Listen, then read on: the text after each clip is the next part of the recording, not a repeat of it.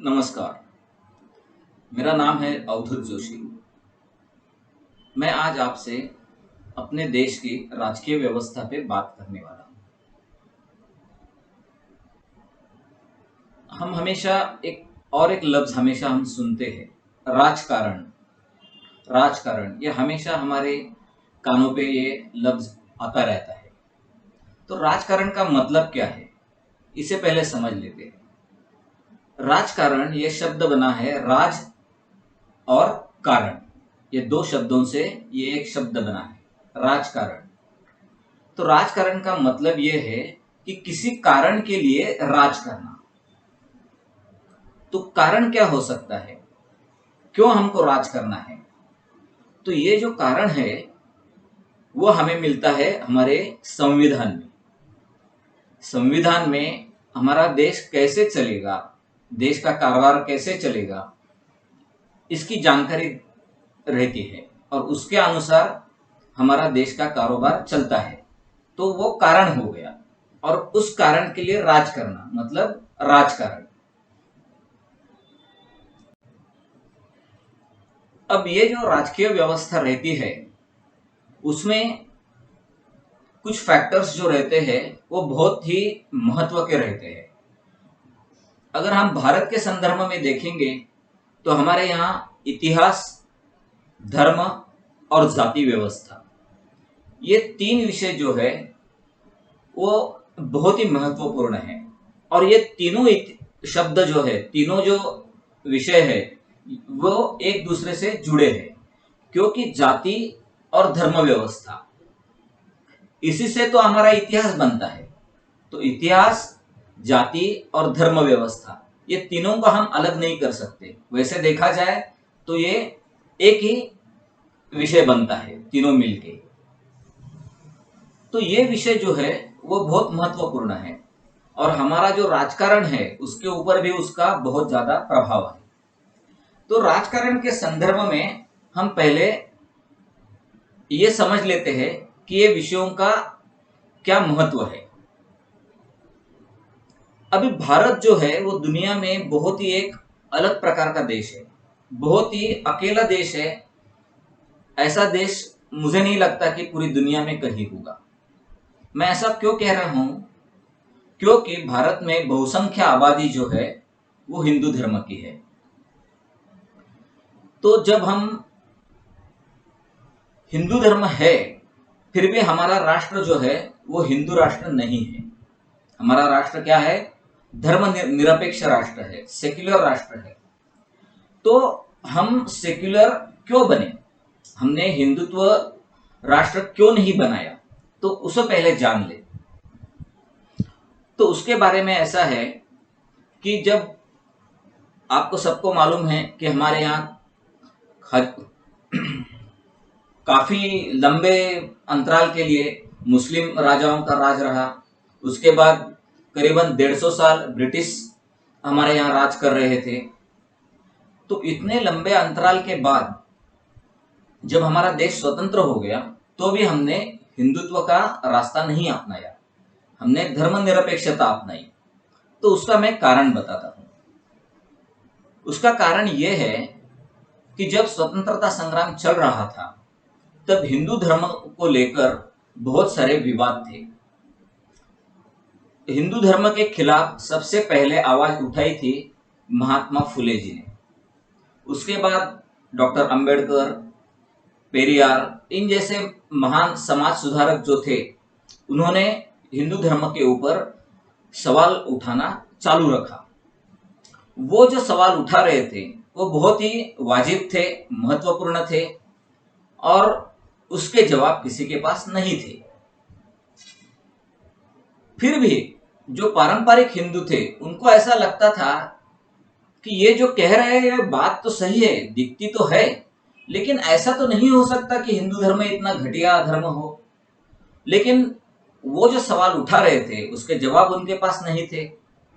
तो स्वतंत्रता संग्राम में उस समय की जो हिंदू पक्ष था, कांग्रेस पार्टी, जिसके नेतागण थे गांधी, नेहरू, सरदार पटेल और बाकी सारे तमाम नेता, ये लोग सोच में पड़ गए थे कि हम इसके ऊपर क्या करेंगे, क्योंकि उसके चलते हिंदू लोगों में विभाजन हो रहा था और विभाजन का फायदा हमेशा ब्रिटिश लोगों को मिल रहा था।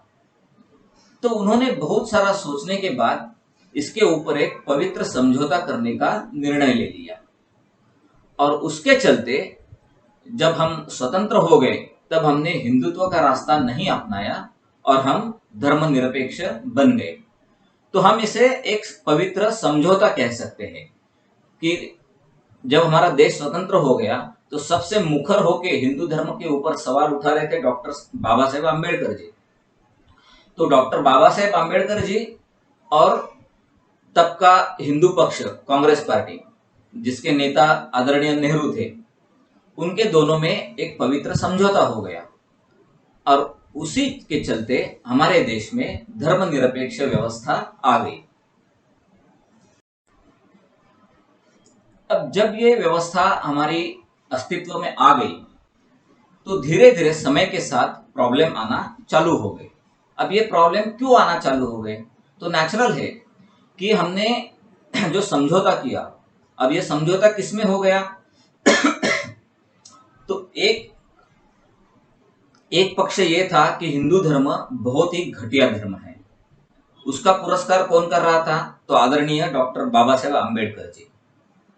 दूसरी तरफ हिंदू धर्म एकदम सर्वश्रेष्ठ धर्म है, ऐसा कहने वाले लोग थे। ये कौन कह रहा था? तो हम उदाहरण के तौर पे सावरकर जी का नाम लेते हैं। और ये दोनों जो एक्सट्रीम है, ये जो परस्पर विरोधी ध्रुव है, उसके बीच में समझौता करने वाली पार्टी थी कांग्रेस पक्ष, तब की हिंदू पार्टी। तो नेहरू जी जो थे वो ये समझौता करके हमारा देश चलाना चाहते थे, क्योंकि हमारी एकता महत्वपूर्ण थी। लेकिन जैसे हम स्वतंत्र हो गए तो समय के साथ चीजें बिगड़ना चालू हो गई, क्योंकि एक जगह पे हमने हिंदू धर्म घटिया है इसको भी मान्यता दी है, और दूसरी जगह ऐसे भी लोग हैं कि जो सोचते हैं कि हिंदू धर्म दुनिया का सर्वश्रेष्ठ धर्म है।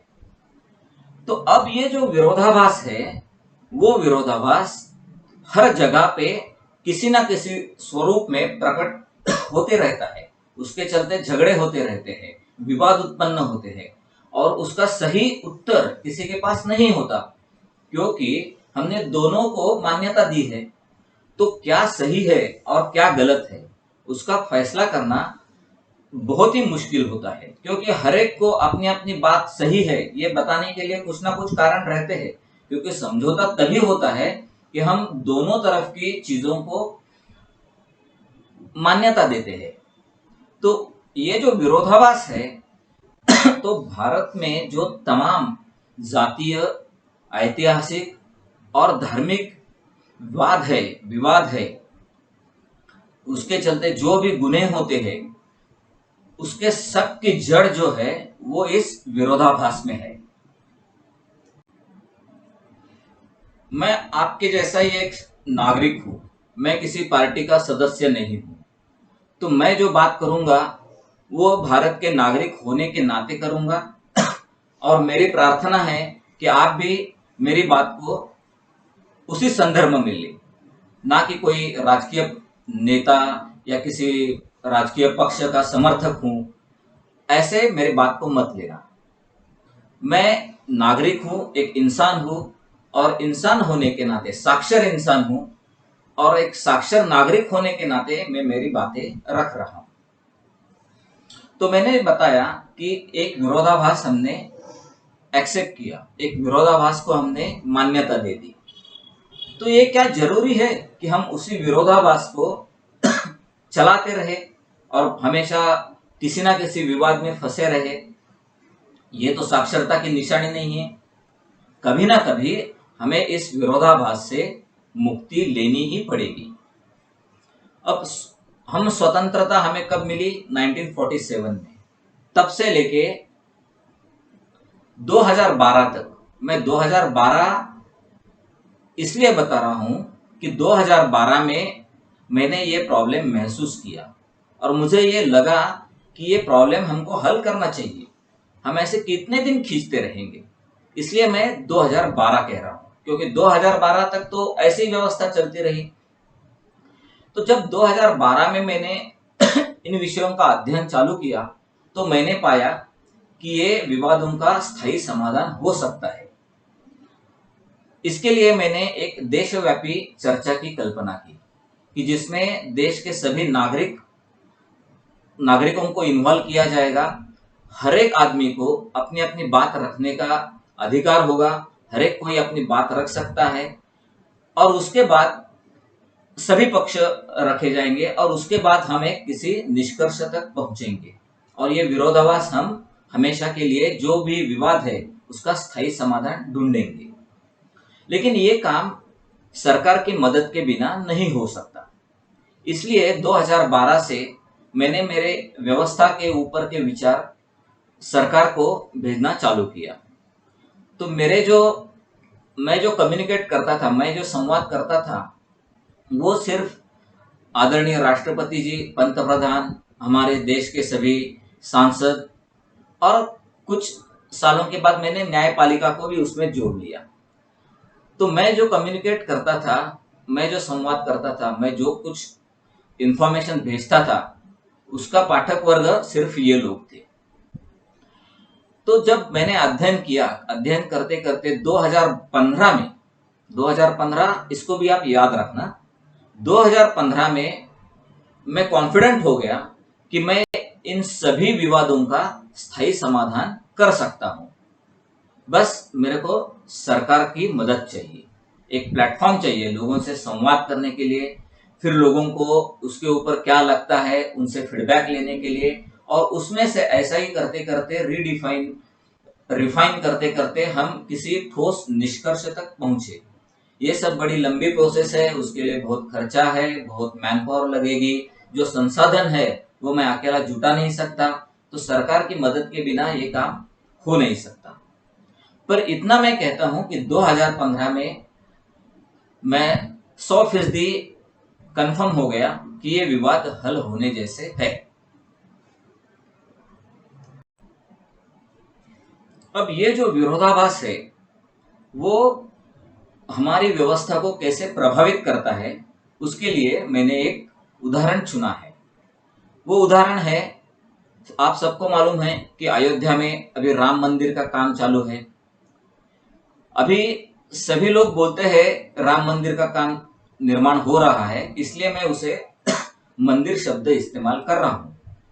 मेरे ख्याल में ये बिल्कुल मंदिर नहीं है, ये एक सिर्फ इमारत बन रही है। मैं इसे मंदिर मानने के लिए बिल्कुल इनकार करता हूं। मैं अभी उसकी वजह भी बताऊंगा, उसका कारण बताऊंगा, स्पष्टीकरण आपको दे दूंगा। तो मैंने ये उदाहरण चुना है कि विरोधाभास का हमारे जीवन पे ऊपर क्या प्रभाव आता है। जैसे कि मैंने आपको पहले बताया कि मैं किसी राजकीय पार्टी का समर्थक नहीं हूं, मैं एक आम नागरिक हूं और नागरिक होने के नाते ही आपसे बात कर रहा हूं। अभी आप हो सकता है सनातन धर्म के अनुयायी हो। अब जो भी आप अनुयायी है वो हमेशा सच्चे होंगे ऐसा मैं अपेक्षा करता हूं। तो आप चाहे सनातन धर्म के सच्चे अनुयायी हो या किसी और धर्म के सच्चे अनुयायी हो, या संविधान में विश्वास रखने वाले नागरिक हो, या डॉक्टर बाबा साहेब अम्बेडकर जी के समर्थक हो, या आप सच्चे साक्षर हो, चाहे जो भी हो, आप सब एक बात पे एग्री करेंगे, आप एक बात को सभी लोग मान्यता देंगे कि सत्य ही सर्वोच्च गुण है। सत्य को दुनिया के सभी धर्मों में सबसे महत्वपूर्ण मूल्य माना गया है। हमारा संविधान भी सत्यमेव जयते की बात करता है, भगवत गीता भी सत्यमेव जयते की बात करता है। तो इसके ऊपर किसी प्रकार का विवाद नहीं है। ये चाहे किसी भी राजकीय पक्ष का कोई समर्थक रहे, किसी भी नेता का समर्थक रहे, किसी धर्म का समर्थक रहे, किसी भी जाति का हो, किसी भी धर्म का हो, सत्य के ऊपर, सत्य को सब मानते हैं कि सत्य ही सर्वोपरि है। अभी हम ये जो तत्व है, मूलभूत तत्व है हमारा, इस मूल्य से ये जो इमारत बन रही है अयोध्या में, जो निर्माण हो रहा है, उसकी पूरी जो प्रोसेस है, म्हणजे शुरू से और फाइनली निर्माण हो जाएगा, पूरा काम हो जाएगा, ये पूरी जो प्रक्रिया है उसको हम सत्य के तत्व से जांच करते हैं इसकी। जब हम इसकी जांच करेंगे तब हम पाएंगे कि ये किसी भी तरह से मंदिर नहीं है, ये सिर्फ और सिर्फ धोखे से बनाई गई एक इमारत है। ये धोखाधड़ी, घृणा, मत्सर और न्यायपालिका का अवमान, डॉक्टर बाबा साहेब अम्बेडकर जी का अवमान, इसका ये प्रतीक है। ये प्रतीक है हमारे भारतीय समाज का मूर्ख होना, इसका प्रतीक है, क्योंकि हम जो मूलभूत विवाद है उसको आज तक सॉल्व नहीं कर पाए हैं। अब कोई ये पूछेगा कि नेहरू जी ने भी तो समझौता किया था। अरे भाई, लेकिन समझौता जब किया था तब उनके पास उन सवालों के जवाब नहीं थे। उसके ऊपर कैसे एकमत करेंगे उसका कोई रास्ता नहीं था। राज था ब्रिटिशों का, उनको भगाना ज्यादा महत्व का था, ना कि हिंदू धर्म के लेके झंडा लेके नाचना महत्वपूर्ण नहीं था। तब महत्वपूर्ण बात ये थी कि ब्रिटिशों को यहाँ से कैसे बाहर निकाला जाए। तो हम नेहरू जी के साथ तुलना नहीं कर सकते। और आज की सिचुएशन क्या है, जैसे कि मैंने आपको पहले बताया कि 2012 से 2015 तक मैंने इन विषयों का अध्ययन किया और मैंने इसका रास्ता चुना। तो 2015 से हमारे पास रास्ता अवेलेबल है, ये विवाद हम हल कर सकते हैं, इस पोजीशन में है। और फिर भी हम अगर ये हल नहीं कर रहे हैं तो हम मूर्ख देश है। इसलिए मैं इस इमारत को हमारे देश के मूर्खता का प्रतीक मानता हूं। अभी हम इस मंदिर के निर्माण की प्रक्रिया जांचते हैं। सबसे पहले, काफी लोगों को शायद मालूम नहीं होगा, लेकिन जो रामलल्ला की मूर्ति है वो वहां एक दिन अकस्मात प्रकट हो गई। पहले वहां मूर्ति नहीं थी, वह अकस्मात प्रकट हो गई। अब हम संविधान का अगर शास्त्रीय दृष्टिकोण अपनाते हैं, हमारे संविधान में दिया गया है, मैंने पहले ही बताया आपको कि राजकारण का मतलब क्या है, कि किसी कारण के लिए राज करना। कारण क्या है, हमारा संविधान। संविधान में क्या बताया है, शास्त्रीय दृष्टिकोण। तो शास्त्रीय दृष्टिकोण से किसी मूर्ति का प्रकट होना, ये बात हजम नहीं होती। लेकिन फिर भी जैसे मैंने आपको बताया कि वो समय जो था, तब भारत एक भारतीय व्यवस्था या भारतीय हमारी जो व्यवस्था है वो पूरी सुदृढ़ नहीं हुई थी। कुछ ही साल हो गए थे हम स्वतंत्र होके, इतने विवादों के बीच में से, इतने सारी कठिनाइयों के बीच में से हमको स्वतंत्रता प्राप्त हो गई थी।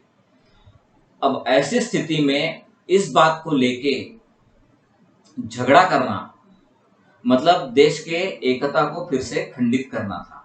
इसलिए वो जो मामला था वो कोर्ट में चला गया और वो कोर्ट केस चलता रहा। उसके बाद क्या हो गया वो देखते हैं। अभी हमारा संविधान फिर से राजकारण मतलब किसी कारण के लिए राज करना। तो हमारा संविधान क्या बताता है हमको, कि जब कोई केस कोर्ट में चल रहा है, कोई विवाद कोर्ट में चल रहा है, तो न्यायालय का जो निर्णय आता है वह हमको मान्य करना पड़ता है, क्योंकि हमने जो अधिकार है वो न्यायालय को दिए हैं। तो जब कोर्ट में केस चल रहा है तो हमको इंतजार करना पड़ेगा कि न्यायालय का निर्णय कब आएगा, कैसे आएगा, जो भी आएगा। लेकिन जो भाजपा है, आरएसएस है और उनके जो बाकी संगठन है, उन्होंने क्या किया, राम मंदिर के लिए आंदोलन देश में शुरू किया। अब ये संविधान के हिसाब से सरासर गलत है। ये न्यायपालिका का अवमान है, क्योंकि आप आंदोलन करके देश की न्यायपालिका के ऊपर प्रेशर बना रहे हो, दबाव बना रहे हो कि हमारे फेवर में ही निर्णय करना। तो ये सरासर गलत है। अब न्यायालय ने इस मुद्दे को क्यों महत्व नहीं दिया, ये मेरे को मालूम नहीं, और न्यायालय के ऊपर मैं ऐसे पब्लिक में बात करना पसंद भी नहीं करता। लेकिन जो भी है, उसके लिए आंदोलन किया गया, ये पहली गलती है। अब ये गलती आदरणीय मोदी साहब ने इसका एविडेंस दे दिया। कैसे एविडेंस दे दिया? तो 2014 में जब भारतीय जनता पार्टी की सरकार बनी, तब फिर से कुछ लोगों ने कोर्ट को अपील की थी कि सरकार की हमें यहाँ पूजा करने की अनुमति दीजिए, ये करने की अनुमति दीजिए, मतलब कुछ चेंजेस करने की गुहार लगाई थी। तो न्यायपालिका ने सरकार का पक्ष पूछा था। तो सरकार, मतलब भाजपा की सरकार, मोदी साहब जो हमारे आदरणीय पंतप्रधान जी है, उनकी सरकार ने कोर्ट में लिखित स्वरूप में ये दे दिया था कि जब तक कोर्ट में केस चल रहा है, तब तक सरकार का कोई भी उसमें रोल नहीं रहता। मतलब सरकार उसके अंदर जाके कुछ भी नहीं करेगी, ऐसे सरकार ने कोर्ट में बताया। अब ये सरकार जो है, ये अगर कहती है कि सरकार का कोई रोल नहीं है, लेकिन इन्हीं लोगों ने आंदोलन किया था, तो आंदोलन ये क्यों कर रहे थे? जब सरकार का रोल नहीं है, जब इनके सरकार का रोल नहीं है, कोर्ट केस चल रहा है, तो पहले के सरकार का भी रोल नहीं था, क्योंकि सरकार तो घटना से ही चलता है, हमारे संविधान से चलता है।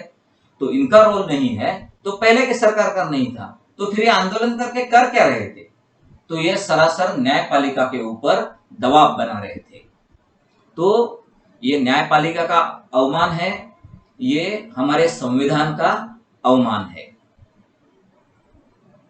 तो आप अगर अंबेडकर समर्थक है तो भी सोचिए, आप अगर सच्चे साक्षर है तो भी सोचिए, आप अगर सच्चे देशभक्त है तो भी सोचिए, अगर आपकी श्रद्धा हमारे संविधान में है तो भी सोचिए। किसी भी एंगल से सोचेंगे तो आप ये चीज को गलत पाएंगे।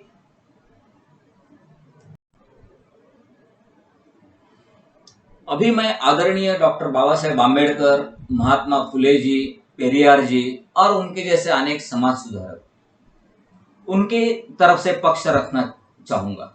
अगर आप उनके समर्थक हैं तो उस एंगल से आप सोचिए। जो जिनको हम भगवान राम कहते हैं, उनको डॉक्टर बाबा साहेब आम्बेडकर या इनके जैसे जो समाज सुधारक है, वो भगवान के दर्जे के नहीं मानते। मतलब उनकी नजर में राम देवता कहलाने के लायक नहीं है। उसके उन्होंने अनेक कारण दिए हैं, उसमें से एक मैं यहां प्रस्तुत करता हूं। राम ने शंबुक नाम के एक निचली जाति के व्यक्ति का वध किया था। तो ये जो वध था, उसको लेके अंबेडकर साहब बहुत नाराज थे, और इसलिए बाकी अनेक कारण है, उसमें से एक ये प्रोमिनेंट कारण है। उसके चलते उन्होंने भगवान राम को देवता कहलाने से मतलब नकार दिया था। ये राम देवता होने के लायक नहीं है, ऐसा उनकी सोच थी।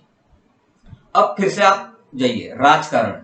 राजकारण का मतलब क्या है कि किसी कारण के लिए राज करना। हमारा कारण क्या है? तो हमने समझौता किया है।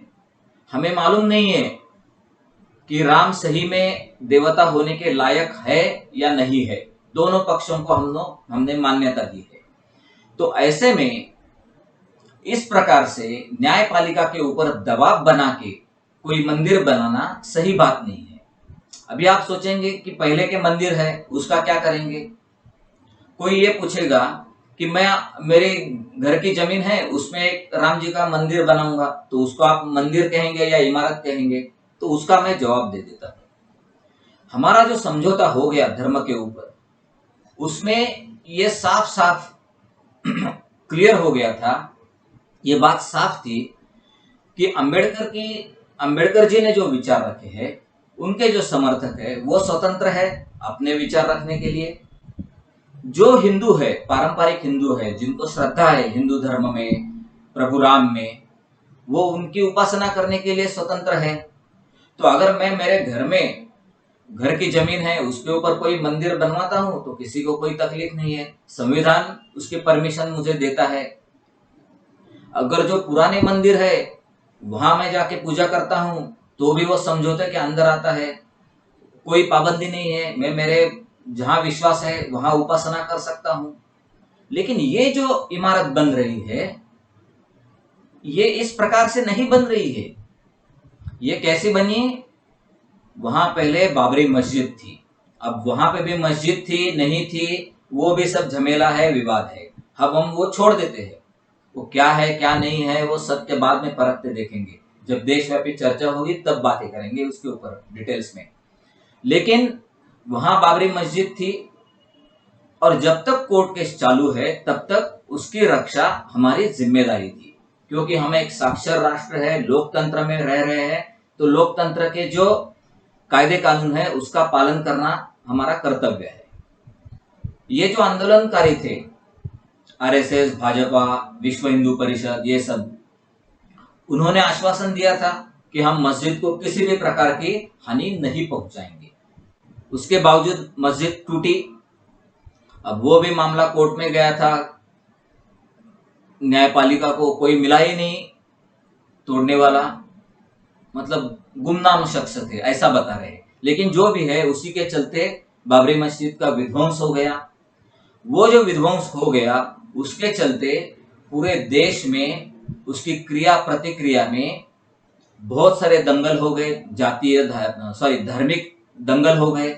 उसमें बहुत सारे लोगों की जो बेगुनाह थे, निरपराध थे, लेकिन भारतीय थे, किसी भी जाति के हो, किसी भी वंश के हो, किसी भी धर्म के हो, उनकी जान गई, उनका खून बहा। कुछ दंगल ऐसे भी थे जिसमें महिलाओं के साथ भी अत्याचार हो गया। तो ये सब क्यों हो गया? ये आंदोलन के कारण जो गलत था, ये गलत आंदोलन के कारण मस्जिद गिरी, उसके चलते हिंसा हो गई, उसके चलते महिलाओं के साथ अत्याचार हो गए। तो ये जो इमारत बन रही है, किस फाउंडेशन पे बन रही है इमारत? इसमें धोखा है, चीटिंग है, झूठ है, हिंसा है, आम नागरिक भारत के जो निरपराध है उनका खून है, महिलाओं के साथ किए गए बर्बरता है। तो ये सब है इस इमारत के पीछे, निर्माण के पीछे। कोई पवित्रता है इसमें? कोई पवित्रता नहीं है इसमें। तो इसलिए मैं इसको मंदिर नहीं मानता। अरे भाई, मंदिर क्या होता है? मंदिर होता है मानवता का प्रतीक, मंदिर होता है नैतिकता का प्रतीक, मंदिर होता है पवित्रता का प्रतीक। आपको इसका पूरा एविडेंस चाहिए तो मैं बताता हूं। हम कई बार बोलते हैं कि भगवान की सौगंध लेके मैं कहता हूं कि मैं झूठ नहीं बोल रहा हूं। हम क्यों भगवान की सौगंध खाते हैं? अभी मैं आपको बताता हूं। ये मंदिर जो रहता है वहां एक मूर्ति प्रस्थापित करते हैं, और वो मूर्ति प्रस्थापित करने के बाद एक प्राण प्रतिष्ठा नाम का कार्यक्रम होता है। ये प्राण प्रतिष्ठा क्या होती है? सही में तो मूर्ति जीवित नहीं हो जाएगी। तो प्राण प्रतिष्ठा में हम ये सोचते हैं कि ये मूर्ति जीवित हो गई है, हमारे साथ है। तो ये जीवित क्यों होती है? तो जो मानवता के, नैतिकता के जो सिद्धांत है, वो सिद्धांत हम उस मूर्ति में निहित करते हैं। हम ऐसा सोचते हैं कि भगवान में ये सब गुण है, और इसलिए मैं जब भगवान की सौगंध लेता हूं तो मैं इनडायरेक्टली ये कहता हूं कि भाई, जो मानवता का, नैतिकता का सर्वोच्च सिद्धांत है सत्य, उसी पर मैं चल रहा हूं। इसलिए जब मैं भगवान की सौगंध ले रहा हूं तो मैं वो सर्वोच्च गुण जो है उसको याद करके मैं आपको सही सही बता रहा हूं, कुछ बात आपको झूठ नहीं बता रहा हूं। इसलिए हम भगवान की सौगंध खाते हैं विश्वास दिलाने के लिए। तो ये विश्वास दिलाने की जो प्रक्रिया है उसके लिए हमारी सौगंध होती है। आप कोई भी धर्म उठा लो, मुस्लिम धर्म में कहते हैं ए भाई अल्लाह के लिए ये बुरा काम मत करो, मतलब कोई बुरा काम जब करता है तो उसको अल्लाह की याद दिलाते हैं कि अल्लाह के लिए ये काम मत करो। तो अल्लाह की याद क्यों दिलाते हैं? तो अल्लाह में भी वही बात है जो मैंने पहले बताई कि जो मानवता के नैतिकता के सिद्धांत है वो सिद्धांत हम अल्लाह में है ऐसा सोचते हैं। और इसलिए जब हम किसी बुरे काम करने वाले को अल्लाह की याद दिलाते हैं तब हम एक्चुअली उसको इन सिद्धांतों की याद दिलाते हैं कि भाई बुरे कर्म नहीं करना है, झूठ नहीं बोलना है।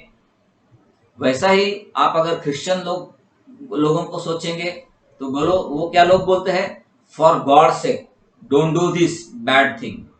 मतलब क्या, वही मतलब है कि ये बुरा काम भगवान के लिए मत करो।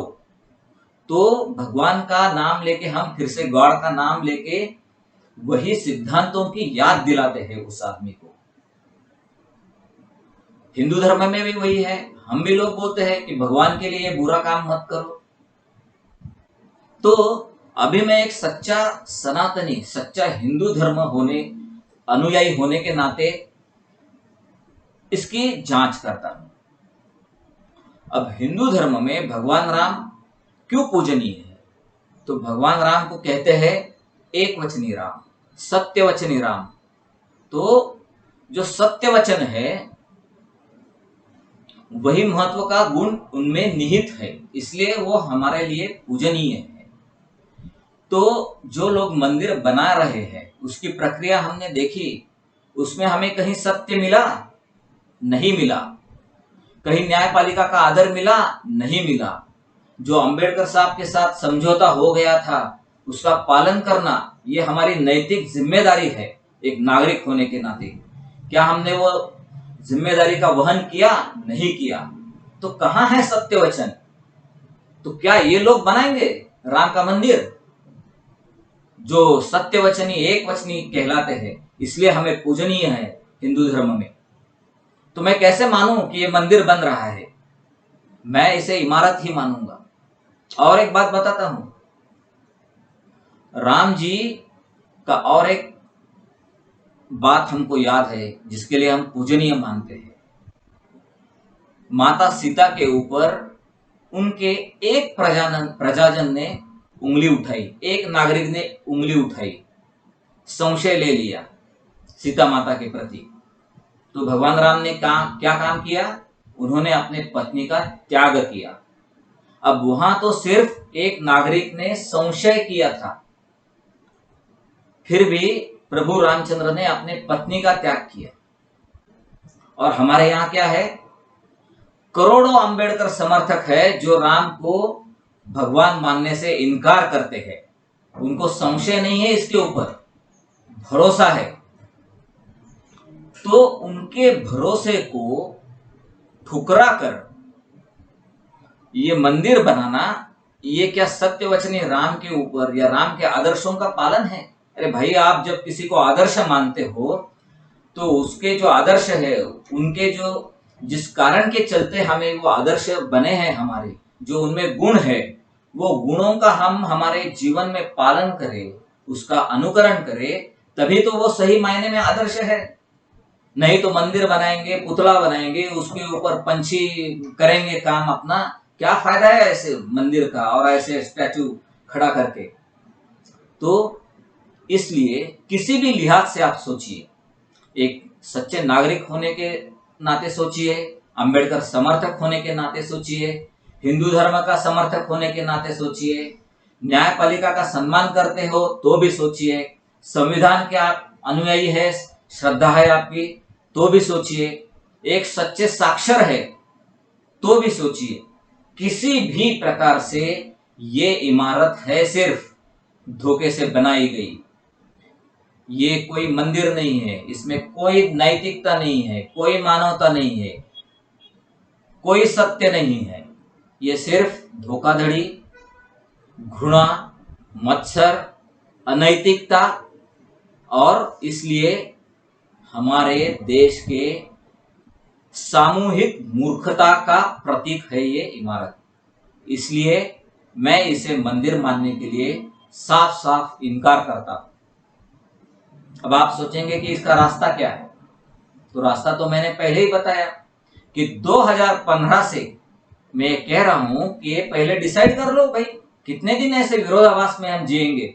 हम साक्षर लोग हैं सभी, मतलब बहुत सारे लोग अभी 70-80%, 70-80% लोग साक्षर है, तो क्यों ना हम चर्चा से विवाद रिजॉल्व करें पहले और फिर उसके बाद मंदिर बनाए, कोई दिक्कत नहीं है। तो 2015 से मैं ये कह रहा हूं, मैंने सरकार को कितने प्रार्थना पत्र दिए, 1 नहीं, 2 नहीं, 3 नहीं, 1400 प्रार्थना पत्र दिए, उसका एक बार भी जवाब नहीं दिया। तो कहां भगवान राम, जो एक नागरिक ने सिर्फ संदेह किया सीता माता के ऊपर, तो सीता माता का त्याग किया, और ये सरकार है जिनको 1400 प्रार्थना पत्र मिलने के बाद भी मेरे से संवाद भी नहीं कर रहे हैं। तो मेरी ये आप सबसे गुजारिश है कि आप भी लगे तो सरकार को ये गुजारिश करें, प्रार्थना करें कि ये देशव्यापी चर्चा करे। देश में हम साक्षर लोग हैं, चर्चा से ये सभी विवादों का हम एक स्थायी समाधान निकालेंगे, उसके बाद मंदिर बनाएंगे। तब तक मैं ये मंदिर मानने को इनकार करता हूं। ये एक इमारत है और मैं चाहता हूं कि आप सभी लोग इसका समर्थन करें। अब इस पूरी जो मैंने चर्चा की उसमें मैंने कई बार देशव्यापी चर्चा का उल्लेख किया। तो ये देशव्यापी चर्चा की कल्पना क्या है, उसकी मैं थोड़ी जानकारी आपको दे दूंगा, लेकिन अगले वीडियो में। तो कृपया मेरे चैनल को सब्सक्राइब कीजिए, तो जब भी मैं वीडियो अपलोड करूंगा देशव्यापी चर्चा के ऊपर तो आपको पता चलेगा।